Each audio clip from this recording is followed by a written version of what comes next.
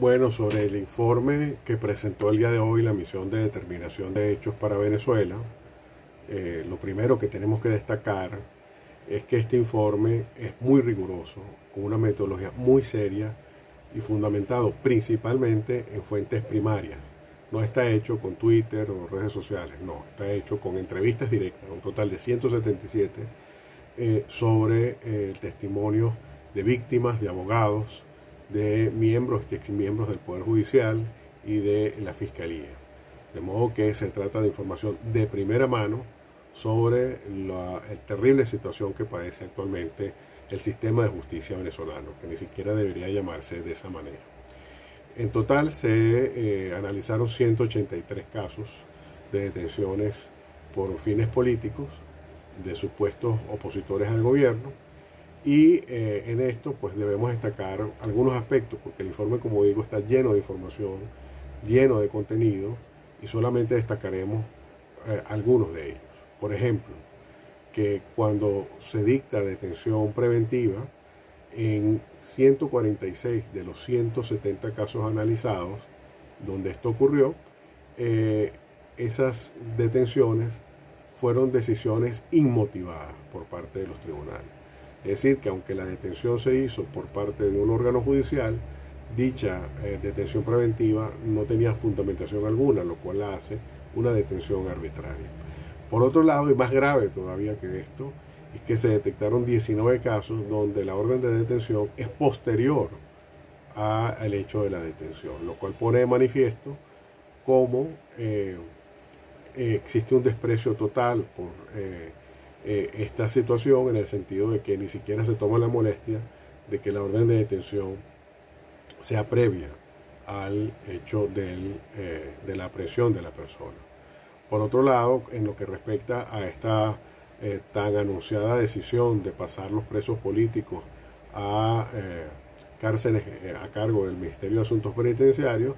ahí la misión nos informa que todavía quedan 19 detenidos en la sede del DIGESIN, y que además en el caso de SEBIN no se ha detectado ningún traslado, y peor aún,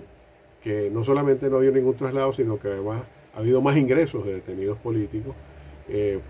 como lo demuestra el caso, pues el compañero Javier Tarazona y los miembros de Fundaredes, de los cuales nunca nos cansaremos de exigir su inmediata liberación, dado la injusticia de su detención.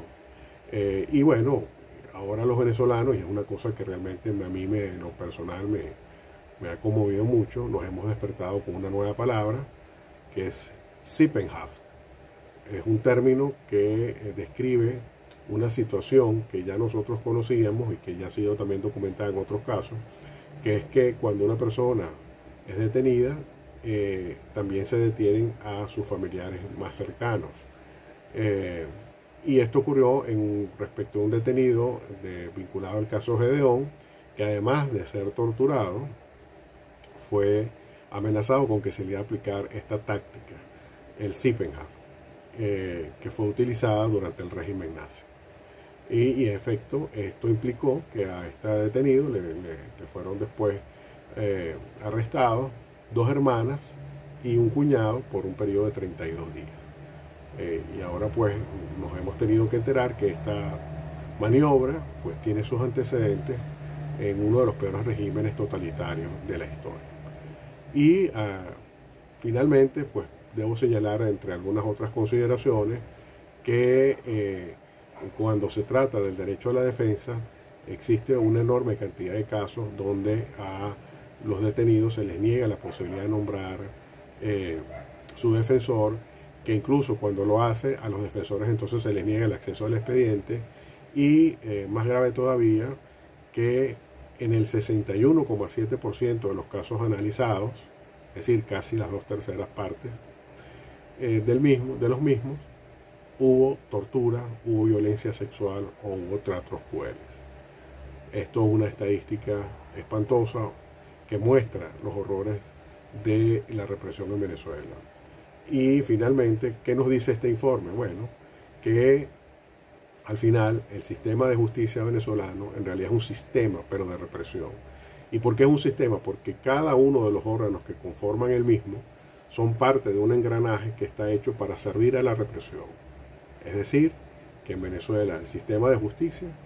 sirve a la injusticia.